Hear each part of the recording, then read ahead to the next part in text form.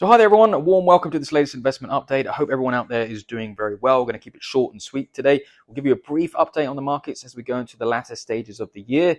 And overall, since the summer, markets have once again started to come under pressure due to two primary factors. Due to higher interest rates, rising interest rates, but also due to a somewhat faltering global economy.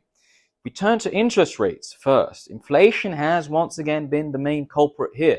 Specifically, higher energy prices have been key because over the last couple of years, what investors have seen is that higher energy prices tend to lead inflation. So they're seeing higher inflation now over the next couple of months. And as a result, central banks, especially the US Federal Reserve, might continue to keep interest rates high, and they might even up them further from here. This situation puts pressure on stocks, it puts pressure on bonds, and in general puts market valuations very much under pressure.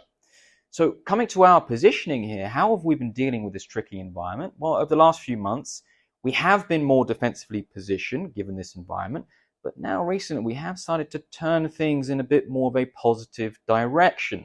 So in our models, what we see is that market sentiment has turned highly negative. It's essentially been bombed out over recent months. And when this happens, it tends to be a signal that things have been overdone. It tends to mean that momentum has shifted too much to the negative side, and that markets, at least in the short run, can stage a bit of a rebound from here. So as a result, we've actually lifted our allocation to equities.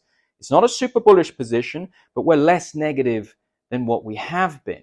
In terms of parts of the market that we really like right now, well, we like what is referred to as defensive growth. So that means companies that can still grow in a fragile economic environment, but where risks are relatively less compared to the overall market. So that means parts of the technology sector, they continue to be highly interesting, but also communication services, where companies such as Meta or Alphabet have been very much trending in the right direction.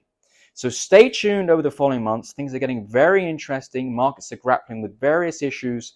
On the positive side, we have inflation. Hopefully that's going to continue coming down. On the negative side, we still have the specter of a global recession looming over us. So stay tuned. Thanks for listening and see you next month.